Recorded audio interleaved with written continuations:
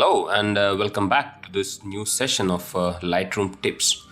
Today we will be seeing how to correct an underexposed image like this with a lot of dynamic range, bringing out a lot of information from the clouds and the underexposed building area, the architecture area. So we will be using the develop module of Lightroom to perform these actions. So let's get started. To begin with, what I would start with is the highlights and shadows. Bring down the highlights. You can see how the clouds got more dynamic range. Shadows will increase, which will bring in more information on the architecture part, right? And whites and blacks. I can also adjust the whites and blacks using the shift, pressing the shift key and double clicking on the whites. Lightroom does an optimal adjustment of whites. Same thing with black. Press the shift key on the keyboard, double click on the blacks, that's it.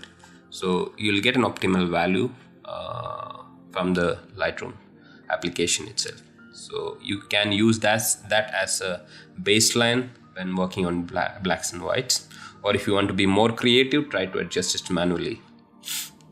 Right, so moving on, increase a bit of clarity, not too much. I'll come to the sharpening next.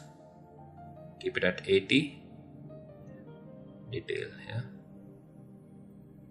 And I'll do masking. Masking is when you do masking, you press the the alt key and drag it. So you can see which are the areas that is getting sharpened. So the white areas are getting sharpened. So initially with zero masking, everything is getting sharpened, which is not a good way of sharpening an image. So you would only want to sharpen those edges of certain items within the picture, not the entire image. So for that, press an alt key on the keyboard and drag the masking. You can see this when the slider moves.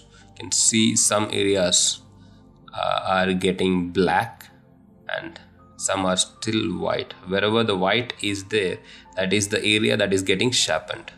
So drag it up till what level you want what areas you want the sharpness to be in. So for me, I normally keep it at between 80 to 90. So here let me keep it at 82. Okay, so and also a bit of noise reduction by luminance slider. So there is an over sharpening done by the sharpening sliders. We can the luminance slider does reduce the noise reduction. Okay, so next what I do is come down all the way to the effects tab, effects section, and increase the dehazing.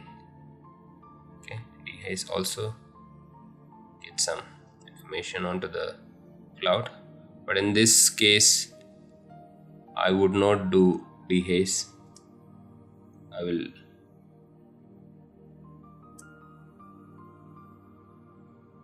remove the dehaze. Okay, I think that looks better than adding it. In some cases you can use dehaze to get more information, that hazy. Let me show you what happens if you reduce or increase the dehaze. This is one important component that I make use of when I'm adjusting images with a lot of clouds. Okay, so you can make it a washed out effect, or you can get more information in the cloud by increasing the dehaze, but at the same time you are adding shadows onto the architecture part. So what I wouldn't do it here. Instead I would use a graduated filter. Click on the graduated filter, reset all the sliders. I will reduce the exposure to -1.5 level and click here on the image, and I just drag it, which will bring in more information onto the clouds. Yeah, if you want to reduce exposure a bit, it does that. Okay, so once that is done, I can see the shadows or exposure adjustment also got into the building area, which can be adjusted. You increase the shadow. Okay, the shadow, that building area got cleared. You also adjust a little bit of whites and blacks, and I can do a dehaze here. Okay, increase the dehaze here. That actually adds some drama to the cloud. Do it to that level that it doesn't impact the architecture. So I will increase this and then adjust the dehaze.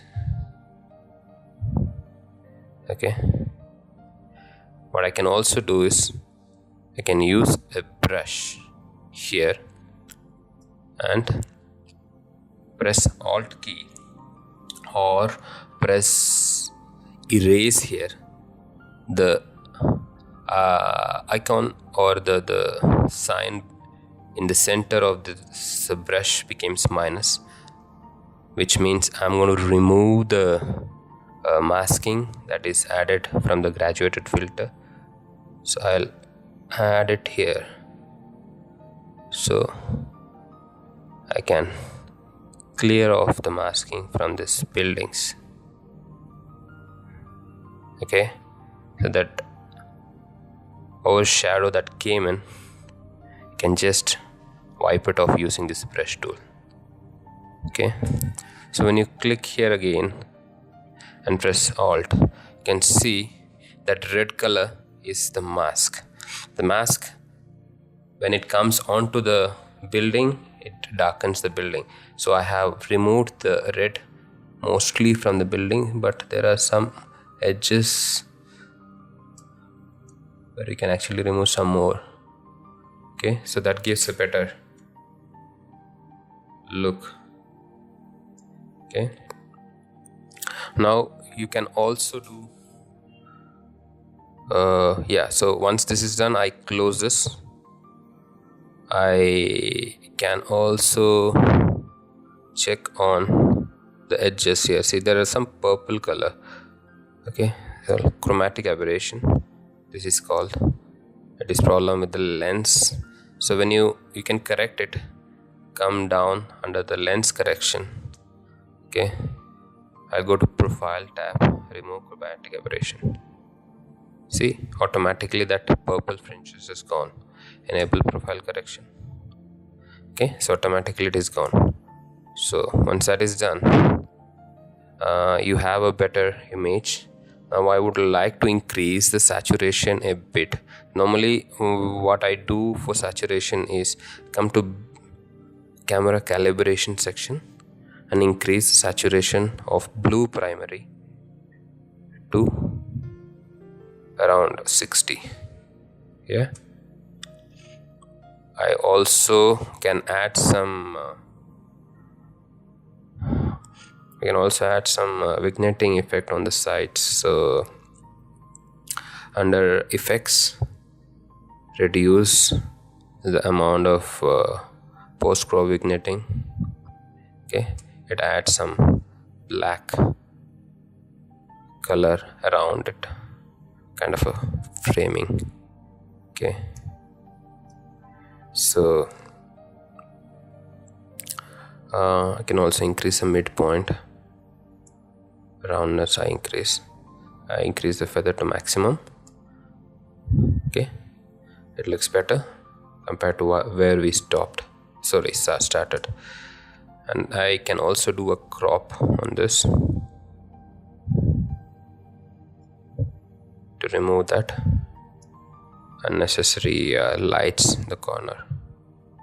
Okay, once the cropping is done, you have a better image where we started from.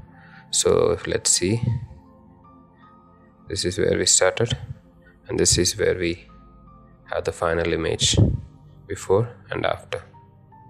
Right, I hope you like this video. If you like this, please subscribe and give a thumbs up, and please feel free to share it. Thanks for watching.